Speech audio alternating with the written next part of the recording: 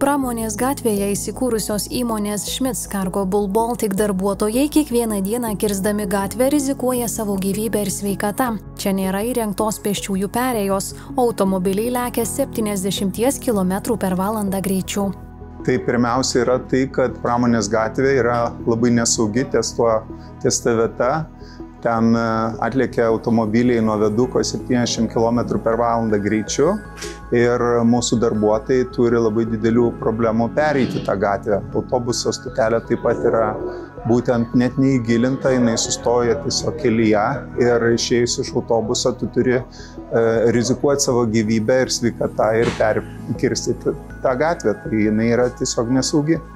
Įmonės vadovybė nekartą kreipėsi į Panevėžio miesto savivaldybę, prašydama įrengti reguliuojamą pėsčiųjų perėją, kuri užtikrintų saugų darbuotojų judėjimą. Mes keletą kartų kreipėmės, bet pastaruoju metu maždaug prieš 3, gal 5 mėnesių kreipėmės, nes mes patys paruošėm planą ir padovanojom savivaldybei. Tai tiksliai neatsimenu, bet maždaug prieš 3-4 mėnesius. O atsakymą tai, kad svarstys, nagrinės ir esant galimybei spręs šitą problemą.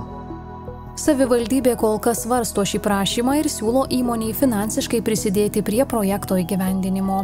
Pėsčiųjų perėja, kaip ir vakar buvo aptarinėjama su verslo bendruomenė. Verslo bendruomeniai buvo pasiūlyta prisidėti prie perėjos įrengimo. Todėl, kad pirmiausia, savivaldybė turi užtikrinti viso miesto priežiūrą, kelių ir šaligatvių ir pėsčiųjų perėjų. Po to vykdomi projektai. Tai bet kokiu atveju įmonė mums yra padovanojusi projektą su įvaža ir šviesoforinė pėsčiųjų perėja. Tai atsižvelgiant į tai, kad tai yra tik tai vienai įmoniai, mes buvom šį projektą teikę Investuok Lietuva, bet projekto finansavimas buvo atmestas, todėl kad tai įtakotų tik tai vieną įmonę.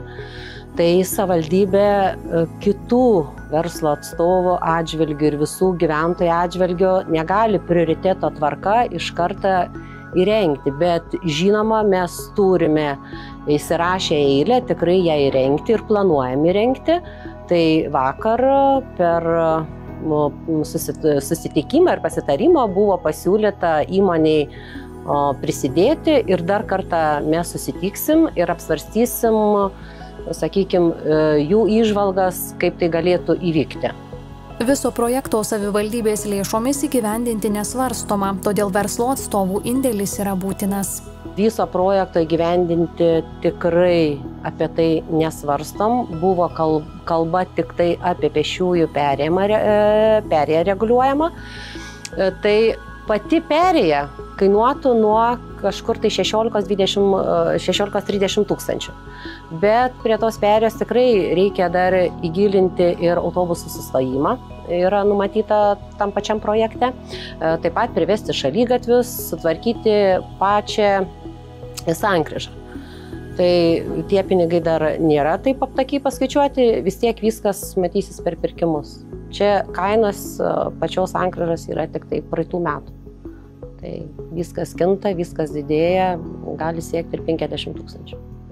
Jei įmonė sutiks prisidėti finansiškai ir sutartis bus pasirašyta, tikimasi, kad darbus pavyks įgyvendinti dar šiemet. Viskas priklauso nuo finansavimo. Jeigu pasirašom šiemet sutartį su prisidėjimu, yra tarybos sprendimu patvirtinta tokia tvarka, pagal kurią verslas gali prisidėti prie infrastruktūros valstybiniai žemiai, tai manau, kad šiemet dar pavyktų nupirkti darbus ir įrengti.